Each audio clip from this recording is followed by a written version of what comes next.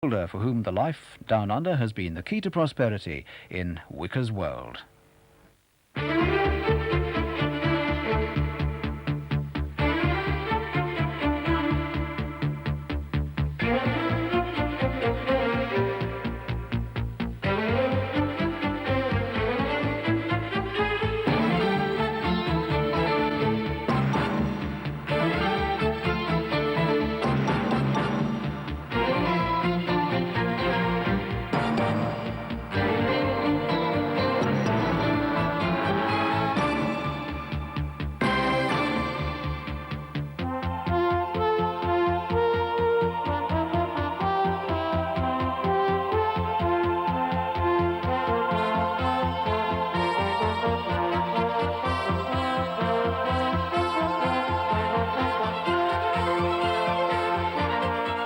One English country pageant was soon exported to Australia.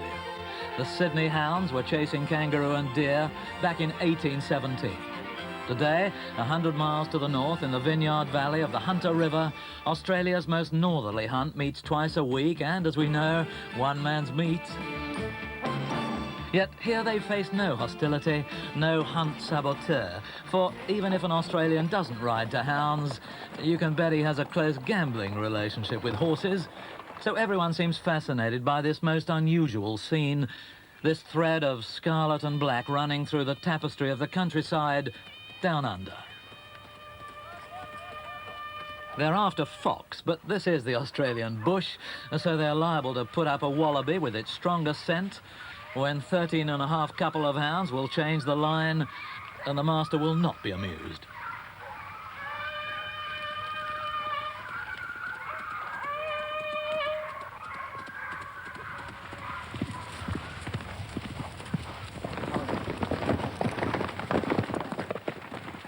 But this time, it's a hare.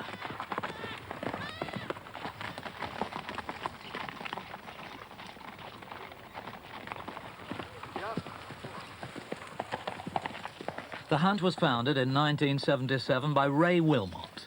He'd left Somerset in 1961, sent out by the Big Brother movement as an underprivileged boy to work as a jackaroo.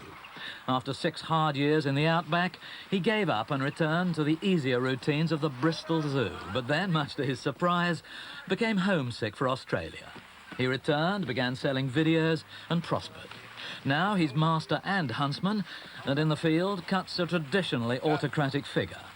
Though in Australia, MFH may not carry quite the clout it does in the English countryside, members still jump to it when the master speaks.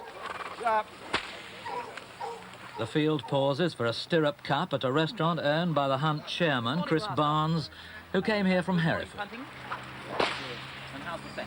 Very good, surprisingly. Round back to Canada.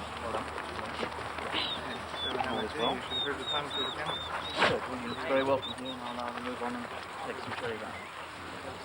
Mrs. Amory, how are you this morning? I am well indeed, sir. Good. And a grand morning it is. Thank you. Good morning. Good morning, sir. Thank you very much indeed. Now, is this good fox country? I must say, it doesn't look it to me. I know this is the most northerly hunt in Australia, but it doesn't give me the impression. We're not overrun with foxes. They're not a distinct problem in the area, but there are sufficient foxes for us to run, and we don't dig. Once a fox goes to ground, it's there for another day. So there seem to be enough, particularly that way. And you've got hare, presumably? Yes, lots of hares. So we do hunt both. We hunt both hare and fox. And what, do you ever put up a wallaby? Oh, occasionally. What happens there? Oh, we just tell hounds to leave it. Yeah. That must be a pretty strong scent. Yes, it is. Yes, yes. You see, in England, it's rather an aristocratic pastime, is it not, still, hunting? Well, I suppose it is. It needn't be if people can afford to buy a horse, and that's all they need, as long as their horse is fit. That's really all they need. Our cap fees, our subscriptions aren't high. We're into our 9th season now, and... You founded this hunt, didn't you? Yes, I did, yes. Now, is there do you have hunt saboteurs out here? No. Not at all? No. There isn't the hostility against hunting that there is No, in no, England? not at all, no. Now, you're trying to bring these people up to your standards. Is that what you're saying? I mean, you're setting high standards and you're determining that they don't come out in rat catchers. Yes, we are. I think, you see, all the sport is so new here, and so standards do have to be set by someone. When you founded the place, did they know what you were talking about when you arrived? No, and a lot of them still don't.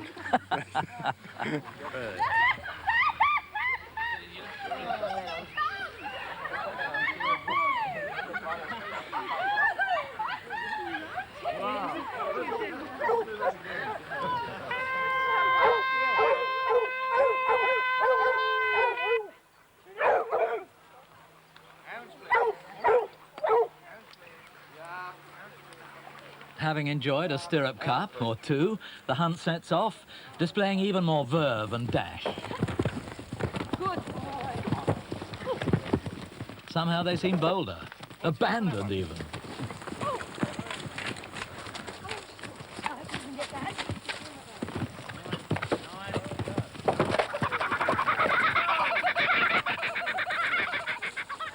Hunts everywhere need the toleration of local farmers, but also in this valley, the vigneron. Fortunately, this hunt has earned the support of one of the biggest wine men around. I'm going to join the hunt next year. I need a decent horse. I've got a couple of old Brumbies. They're good bush horses, but I need a good jumper. Let's see if you can hit the yellow. No, that's mine. That's mine. That's yours over there, remember? Yeah. My God. Onto this one. Obviously not the Jersey Croquet champion. Len Evans, once assistant pro at the Potters Bar Golf Club, still wields a mean mallet and longs to win. I'm afraid that's your shot. So, In 1953, he left England with 50 shillings and worked as a lumberjack and dingo fencer. Then, in the 60s, he turned to wine and food and, by his writings and television, helped wean the nation from its traditional beer and became Australia's first Mr. Wine. now, the one thing I love about the Brits is their sense of humour. And I mean, as far as I'm concerned, the best of the British, they really don't take themselves too seriously. And there's a light-heartedness, and I have a lot of fun when my friends in England. And I have a lot of fun with my friends in Australia in that sort of self-bantering way, but have you ever been to a banquet or a dinner in Australia?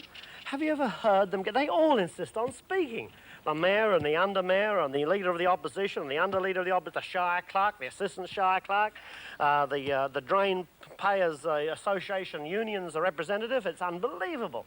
And they all use the same words, you know.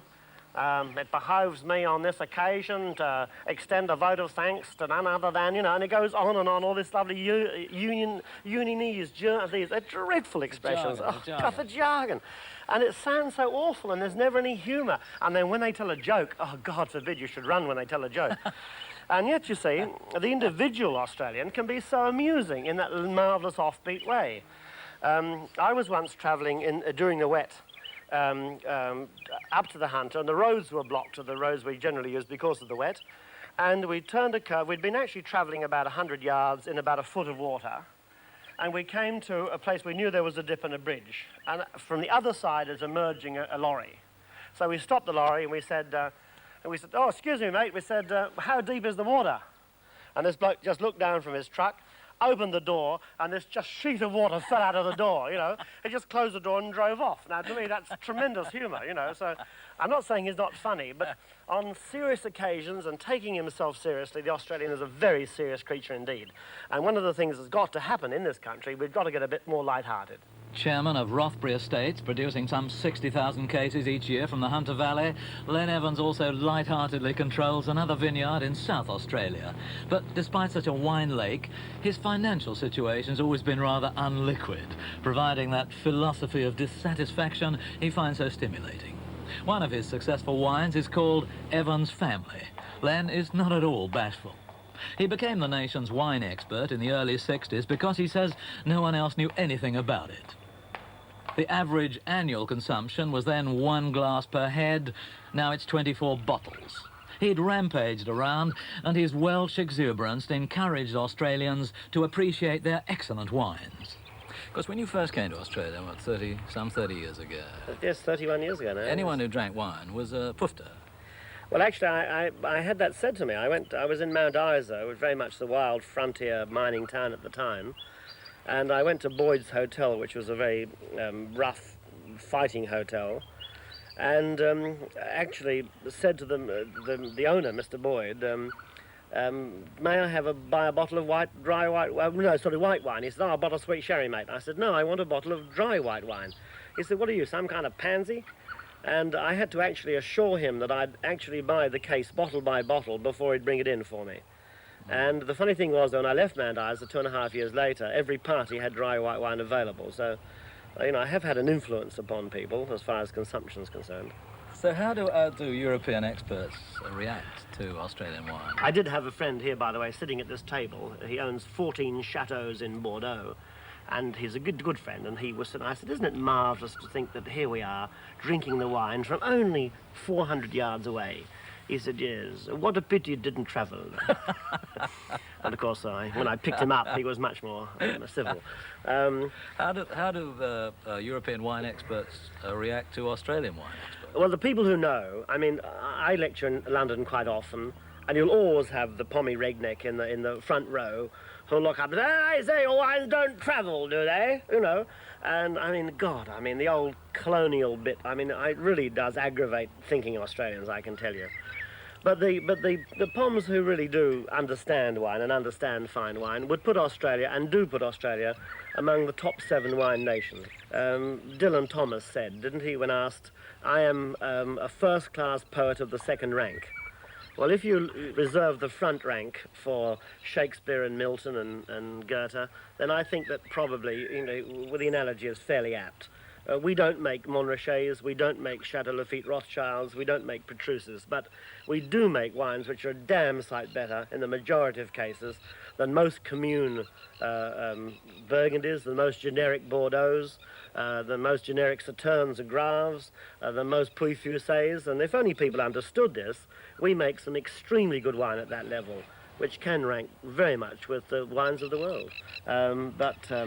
You're becoming a legend in your own lunchtime. Legend in a lunchtime, yes. I think that's a fair expression. I think the institution thing is a pretty good one, and I quite like it. You know, I quite recognise I've done a lot for Australia, and a lot as far as wine and food is concerned, and I'm not modest about it. I have. Now, you've got your OBE, but you'd have much rather had a knighthood. Well, I think a knighthood's lovely. I mean, I love people who, in the old days of Liberal governments, who used to say, oh, well, knighthood would be very embarrassing. Embarrassing hell, I've never seen a man yet who wouldn't love a knighthood. I think it would be lovely to be Sir Leonard, and I think that, especially as far as wine is concerned overseas, I've just come back from Hong Kong, and I was treated like some sort of sun god there. So had I had the tag, it would have been even better. And but it is very useful, of course, in communication. I mean, the English realised this centuries ago. But this coming republic, you know, knighthoods are on the way out. Oh, for sure. There's no question of that. I believe, of course, that if the Libs get back, they will reinstitute them. But imperial honours, obviously, are something which those of us who have them are very lucky to have them, and you might have stood a better chance if you'd stayed in Potter's Bar. It's really not that important, is it?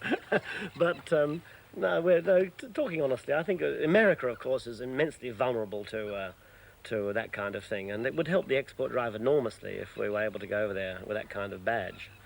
It seems that many Australians, even today, are still slightly resentful of England. Do you detect that? Yes, I think there's a great love of England here amongst certain people, and I think there's a great disdain for England here. England really hasn't been particularly helpful once it got the country going, and so in the last 30 years I would say that England's record is not very good in Australia. And I'm talking now as an Australian, having sent large contingents of our sons over there for both the First World War and the Second World War, we immediately sort of were thanked for it by being dumped agriculturally by you. And now I think the Commonwealth is a fairly stretchy thing. I don't really see the great purpose of it. I don't see the Republic happening for a fair while yet. But inevitably, as the ethnic minorities become more and more forceful, and they simply don't have a background of royalty. Obviously, there'll be a very strong movement towards a republic. It's inevitable. But for such a contented Antipodean OBE, instant consolation is always at hand. How do you see yourself finishing up here, Len? Are you going to be the Australian Falstaff? Yes, I'd rather fancy dying in the cask hall. I rather fancy having a great four-poster bed, and I'm dying slowly. I don't want to go quickly, and I want to gather all my cellars together. I've got about 4 cellars all scattered around the world, and I want to gather them all together, and then I want all my friends to come from all over the world. I'll insist they come. And I'm sort of dying, you know, and I want a bacchanalian party, and I want people to be drinking and oxes being roasted, and I want carrying on behind the cask and pretty girls being raced off and all that sort of thing. And then eventually the butler comes up and says, "I'm terribly sorry, sir, but we run out of wine." And I shall say, "Thank you, Jeeves," and I shall then put my head on the pillow and die very peacefully. I would like to put it to you that really the drug barons in our community are the tobacco manufacturers and the alcohol manufacturers. Spurning the example of Len Evans' convivial demise, Bill Saunders from Portsmouth, a clinical psychologist in drug abuse, lectures nurses at Perth's new addiction centre. To me, it is really remarkable that a drug like alcohol can be portrayed and can be distributed and advertised completely unfettered. If you just look at Fremantle at the moment, I mean, an interesting example here. In October, there was an alcohol awareness week throughout the state. It may have escaped your notice. One of the reasons it escaped your notice is that we had initial agreement that we would take over a number of billboards throughout Fremantle, and we would have safe drinking and beware of the risks type posters. At the last minute, we were informed when it was too late for us to do our alternatives, we were actually informed that these billboards had been bought out by Market Force, a company owned by Alan Bond, and they are now bedecked with Swan lager advertising. Bill Saunders was director of an alcohol studies group at Glasgow University, and when he left in 1986 felt mildly guilty about deserting a National Health Service which seemed to need him. But now he can't believe his good fortune at living in Western Australia, where his message to the population is that hard drugs are not their main enemy. The problems here are overwhelmingly those of alcohol and tobacco, as they would be in Britain. But here, it's more the problems of the regular use of alcohol. I mean, alcohol is everywhere. The community is saturated in it. The Australians head the league of the English-speaking peoples in terms of their ability to drink. And, I mean, they actually shade the Scots into the distance, and by quite a long way.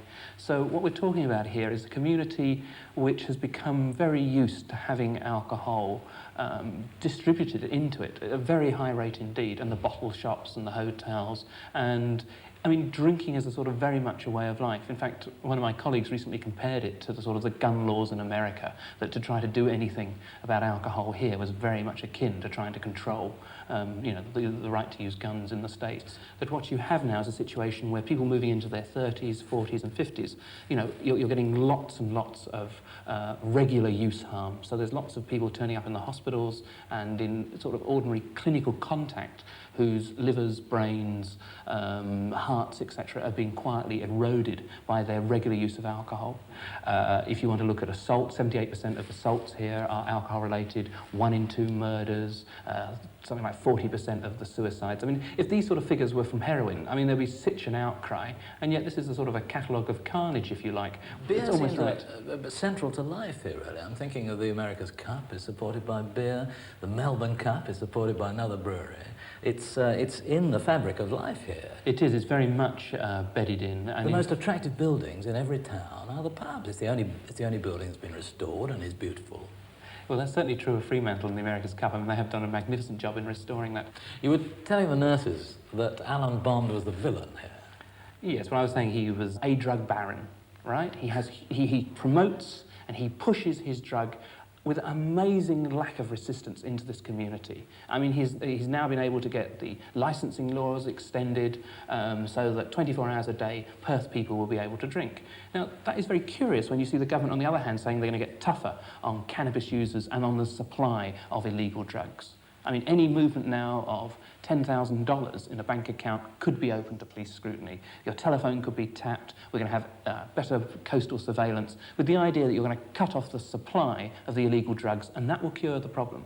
And yet, with alcohol, the problem's supposed to be cured by pumping more of it into this community. I mean, it's a nonsense. Yet they're saying that there are between 30,000 and 100,000 heroin addicts in Australia and 60 million people. That's surely worrisome, is it not? Nothing gets better. This is bound to get worse. Let's be careful about what we mean by addicts. Are we talking about users? I mean, no one knows how many heroin users there are in any community. Because it's an illegal behaviour, it gets hidden. Most figures are dreamt up by the media and then reported by the media to the media, and they get themselves very anxious about it.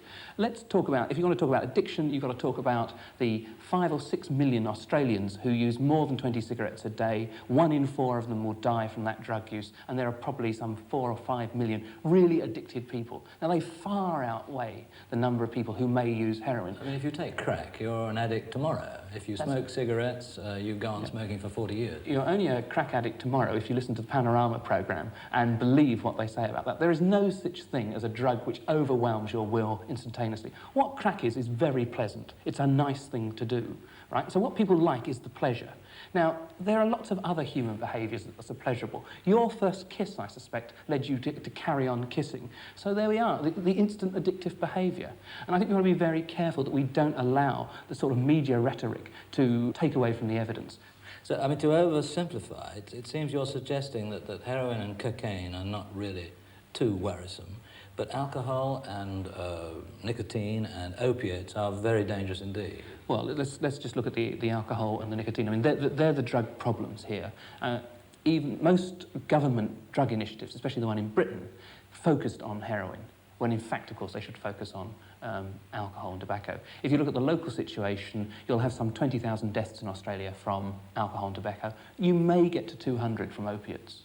I mean, we're not really comparing the same type of order of carnage. See, the police here in Western Australia say that 9 out of 10 hold-ups, muggings, are drug-related. Yes, they're probably people who are intoxicated. I would agree with them. Intoxicated with alcohol. We know the evidence on that. I don't think they're after beer money. One would feel they're after but they're money intoxicated when they do it, right, I would argue. So you're arguing that they do hold-ups in order to fund their heroin habit. That's got nothing to do with heroin. That's got to do with the fact that heroin is illegal. Because it's illegal, there's a black market. Because there's a black market, it's expensive. You cannot legitimately go out and buy heroin. So therefore, because you're already doing something illegal, doing another illegal behaviour is part and parcel of that. You do not see it as being that greatly different. Perth is a conservative city, yet your stance is decidedly liberal, really quite permissive. How do they take to you? Yes, moderately well, I hope. I mean, I think that one of the reasons that I was actually brought out here was to try and raise the debate and quality of the debate about drug use. But don't they see you as somebody coming in here saying strontium-90 is good for you? No, I don't think so, because I mean, all the time I try to balance it by saying, look, okay, I'm not condoning heroin use, I'm not condoning cannabis, but let's be sensible about this. It's no use making these things into the drug horrors when ignoring the ones that really do the damage. And it's about arguing for a consistency across the board. Do you have a slight sense of guilt because the living here is so easy? In terms of looking at it from a drug perspective, which is what I do, I mean, sometimes I'm sort of... In Glasgow, you were very aware that what you were doing was urgent and important and necessary. And occasionally, being English in Scotland, I used to say I was up there doing missionary work. And there was a sense of flavour about that it really was quite desperate stuff. Here, that's missing. I mean, what you do have sometimes is a feeling, well, if the rich, comfortable people want to rot their livers with alcohol, I mean, why should we be too concerned about it? So there is a bit of that. Many such rich and comfortable people's livers are now braced for stimulation. For this is Melbourne's Day of the Year, sponsored of course by a brewery, when horses and people and alcohol come together to halt the nation in its tracks. The metropolis is deserted, it's a public holiday, and everyone's going to the races.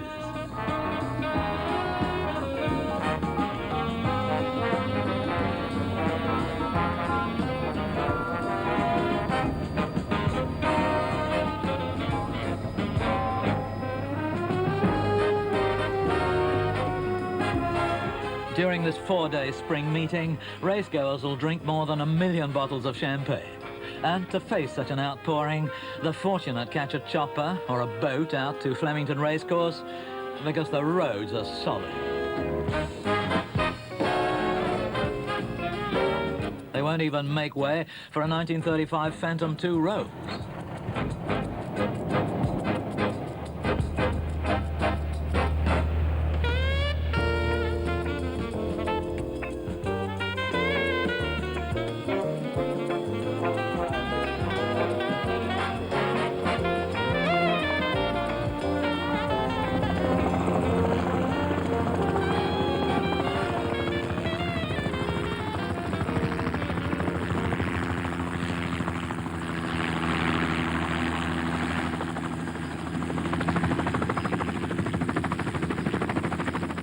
John Elliott, head of Carlton and United Breweries, has put up more than $1 million for the Melbourne Cup, and that's just the stake money.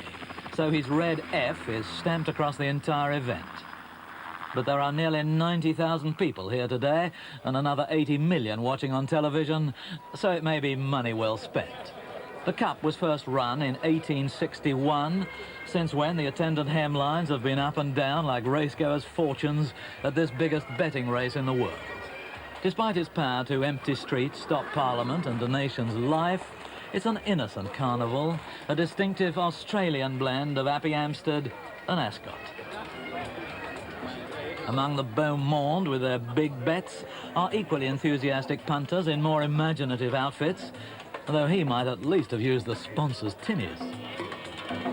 All in all, the outdoor party of the year.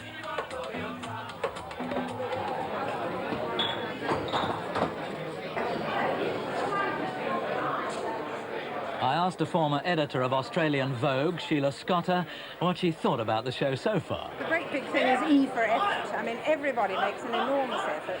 Some of it, of course, is exaggerated, and some women will always exaggerate. Other people will come with impeccable taste, so will the men.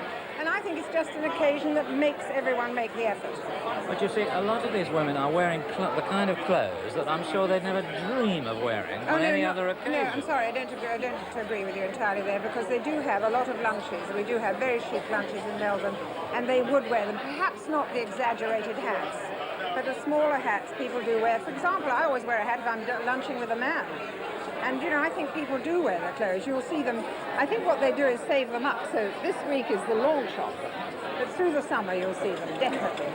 Now, did you, as the editor of Vogue, I mean, did you reprimand the Australians, or you took over? I tried to preach through the pages. Yes.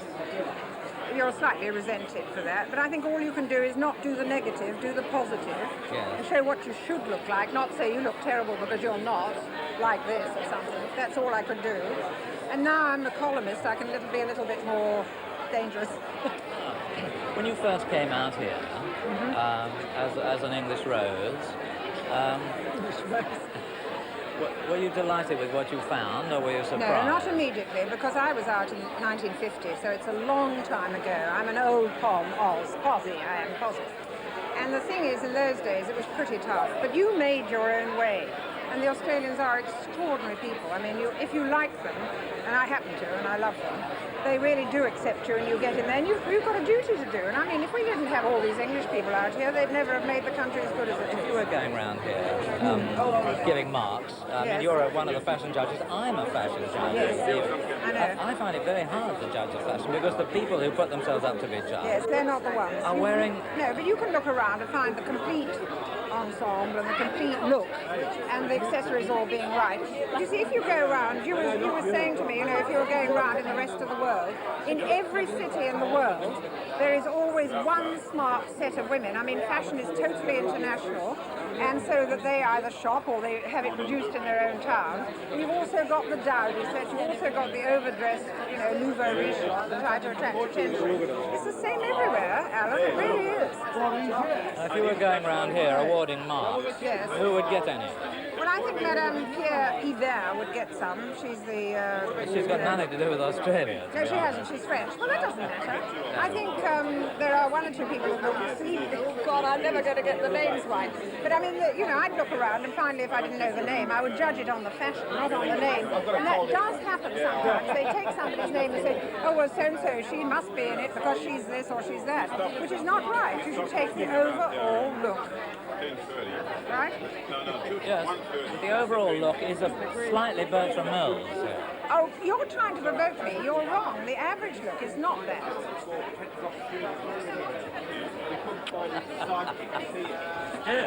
The next 10 ladies would like to come up onto the dais, please.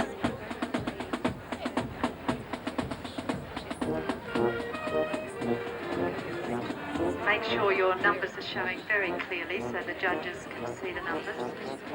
You see what I mean? It's a responsible job sitting in judgment upon such exotica when at the end of all these heats, the lucky one will carry away a free flight to San Francisco and $3,500 spending money. So for anyone who can stand the stairs, it's well worth making the effort. And a weekend for two at the Seabold Townhouse in Sydney, so that's a big prize, a lovely prize.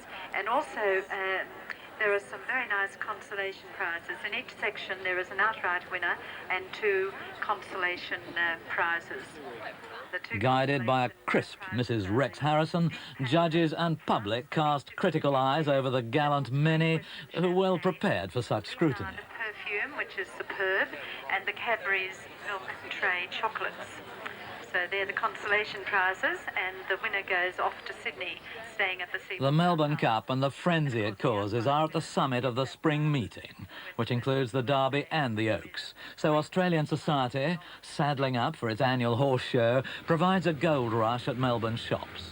One new department store in Collins Street, called Diorama, was so posh it would send a Rolls-Royce to collect any potential customer.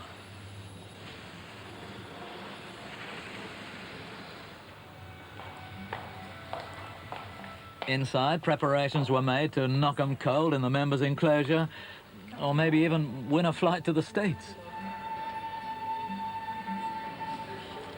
Working within this rarefied, hushed atmosphere was a shy Welsh girl who, a few years ago, had been secretary to the mayor of the Llŷ Borough Council near Swansea. Today, she's selling cosmetics and perfume, but, unlike the pushy, polished salesgirls around her, exudes an aura of homemade scones, like a warm Welsh nanny. I ventured that she was in the right business, since many Australian women did seem to use rather a lot of makeup. Oh, yes.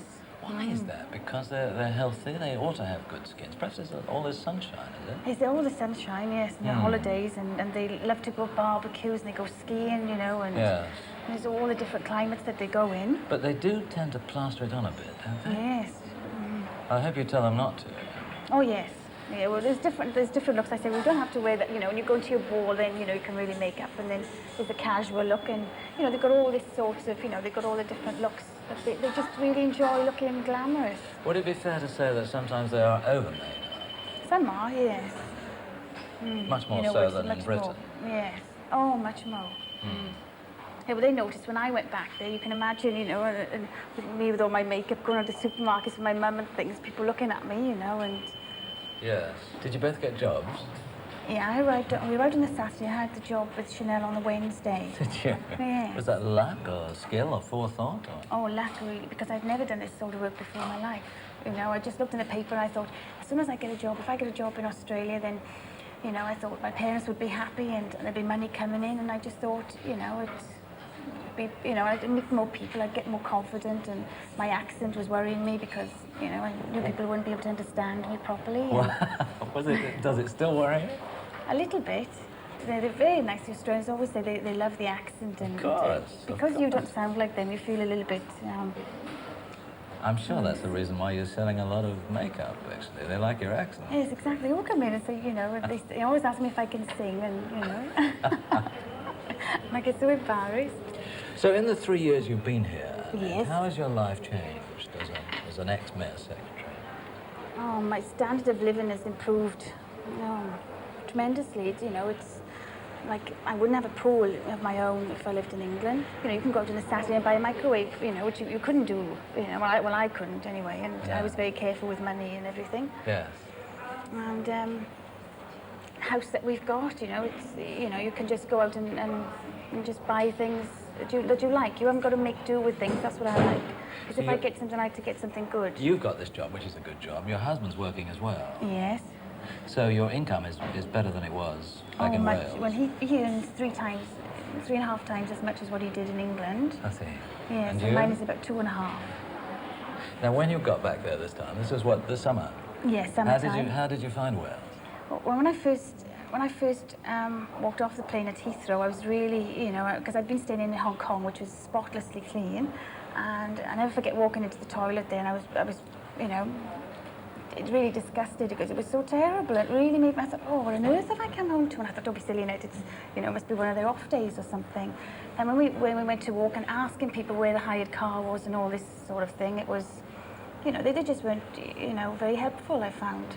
This is You know, all of Heathrow you're talking about here. The standard of, you know, coming from the standard of Australia, I mean, the way that people they treat you, it's just different. They're very friendly here in Australia. Very, yes. There's a very high level of amiability, isn't there? Yeah, very. Mm. How had Wales changed when you got back there? Wales was the same, but worse. I thought the, you know, cleanliness of the place was disgusting again. Like even my little niece of 10, you know, she's frightened. She goes to school and she's frightened to go in the parks and things because she tells me these people, you know, pick her up and take her in the car and all these sorts of things. Now you feel really, she said, please take me back with you, Annette. I don't like living here anymore. I want to come to Australia with you. And she's only 10. And that's, you know, and she says, what am I going to do? She said, when I grow up, she says, you know, there's no jobs and all this. It was heartbreaking, to be honest with you. And the people out of work and just living in the pubs all day, they were all put on weight, they looked to me and didn't care about themselves, and they had 6 children all falling behind them, or, you know, couldn't afford things in the shops, but yet their husbands were in the pubs all day or in the betting office. They always seemed to have money for that. So, did you enjoy yourself in England, or were you anxious to get back to Australia, back to Melbourne? in one way, I was looking forward to coming back because I missed all, you know, Diorama and my clients and people that I had that I didn't realise I would have missed so much, and the friends, all the girls that work here. But on the other hand, all the people that I'd missed in Britain, when I saw them, it wasn't what I expected, if you know what I mean. You'd gone on much further and they still stayed the same. That's what I couldn't believe. You know, they thought I was somebody from Dallas type of thing, and I was just, and used to the people walking around here. It was amazing, everybody looking at you all the time. And because you got richer and better dressed and all that. Yes, they said I always looked, they said, because you always like dressing in net and makeup and things, but they said I looked much more prosperous. That's what their words were. Yeah. And they said, my parents kept saying how, you look much, much better, both of you, health-wise as well. They thought my husband looked much better. Well, you are more prosperous, aren't you? Yes. That's reasonable. It's true. Yes, that's right. So you're not going back to Wales again? No. Is there anything that you don't like, that you're unhappy with? I miss the little pubs there. It's strange, isn't it? But I do miss those little pubs. Yeah? Yes.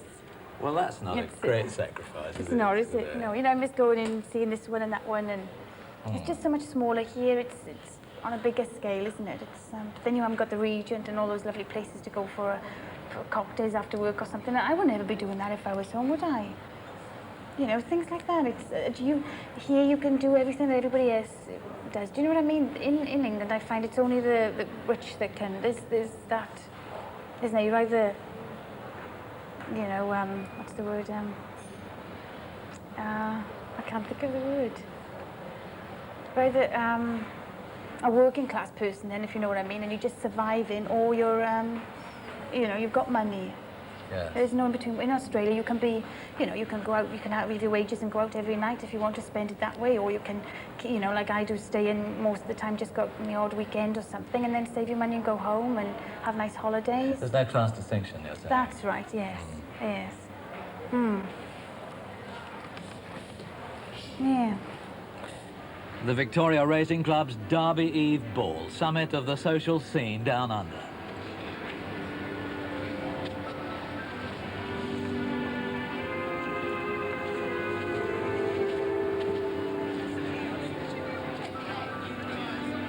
Don't look now, but there's that amber nectar sign again.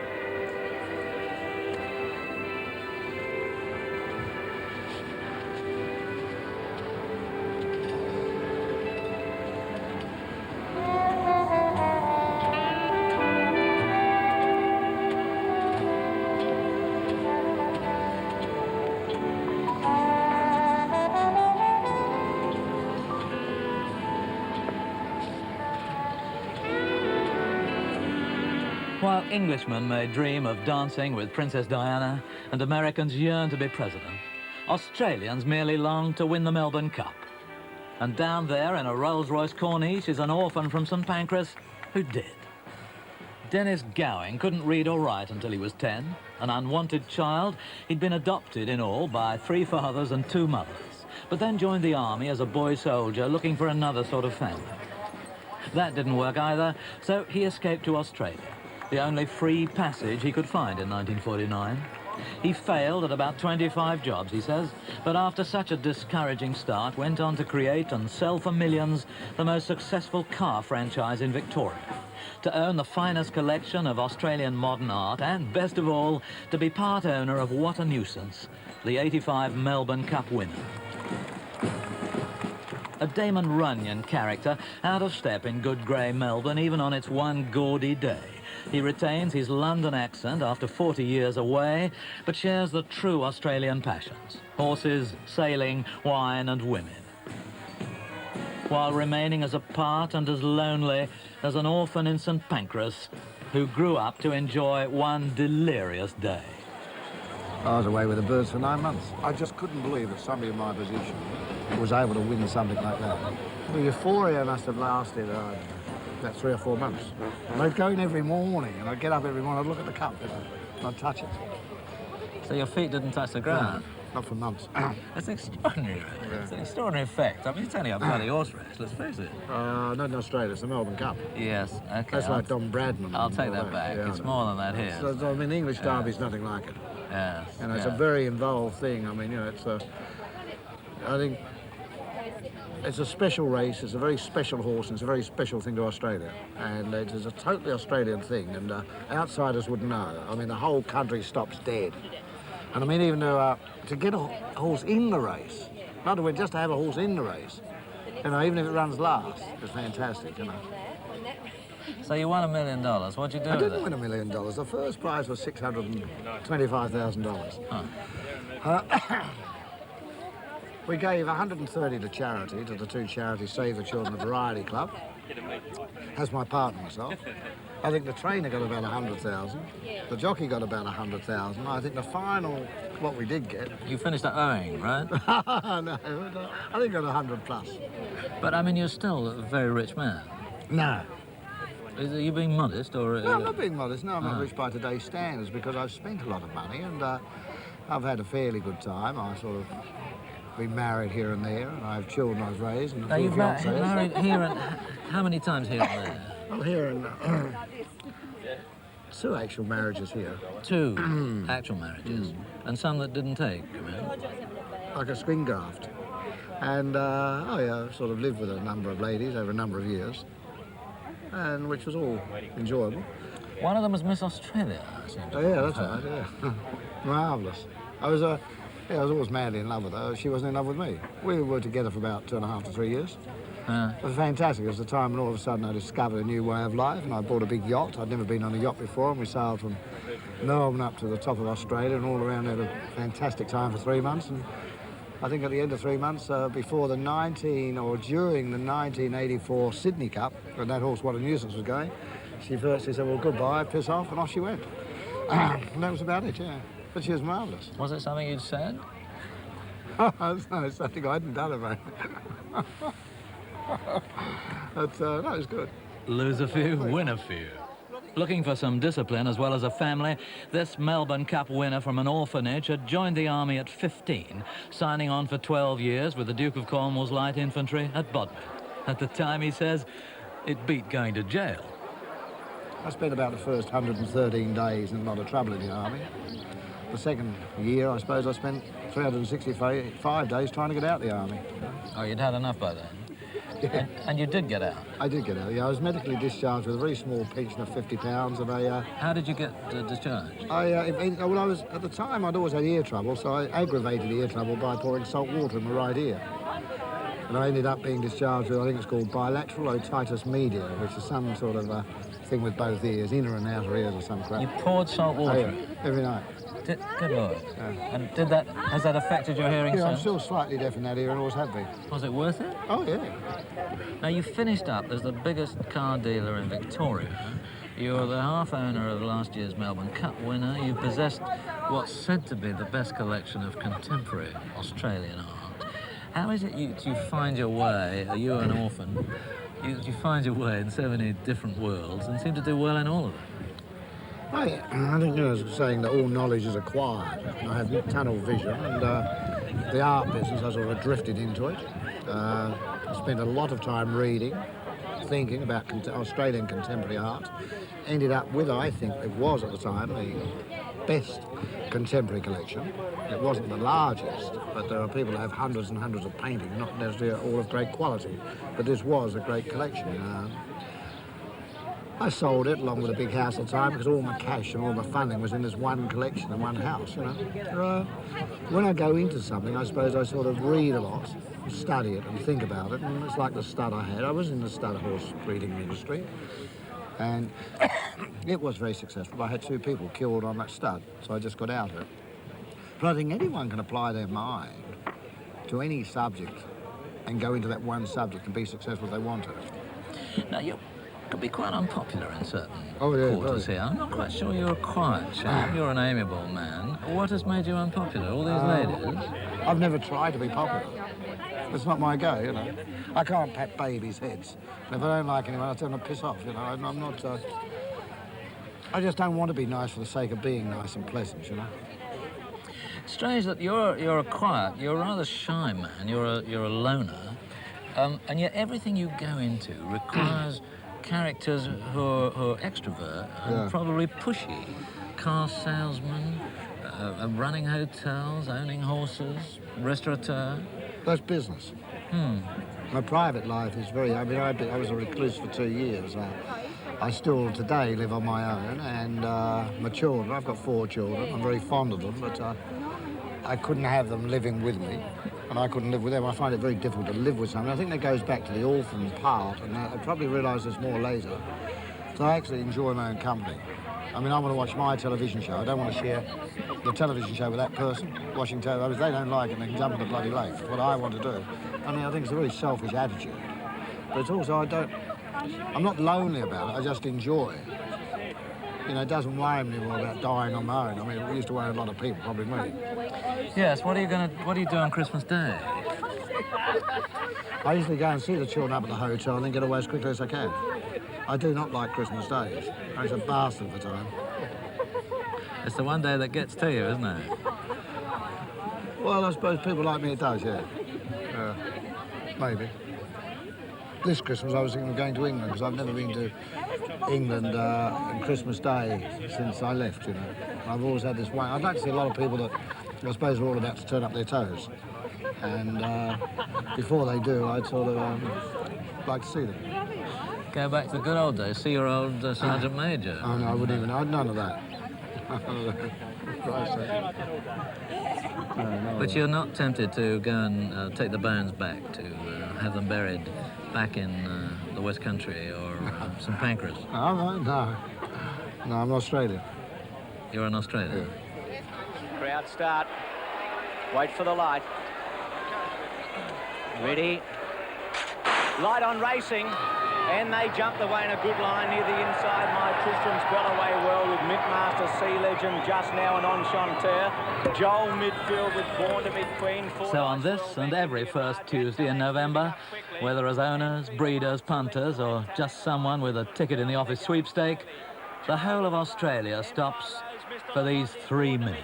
Running on in reckless tradition. At Tallack at the 300s burst away from Rising Fear. 2 lengths to Sea Legend. Further back Joel. Mr. Lamondi. Kiwi with a late run. At Tallack in front from Rising Fear. Kiwi running on with Sea Legend. Clark's got it one, I think. At Tallack's a length and a half in front of Rising Fear. Colin Hayes wins his second cup. At Tallack a half Rising For the winners, $1 million in prize money. For the also-rans, just the honour of being here. For everyone else, a sunny carnival in this lucky land of Oz. Just now, and one of the last to finish in the Cup would have been Dark Intruder. What a great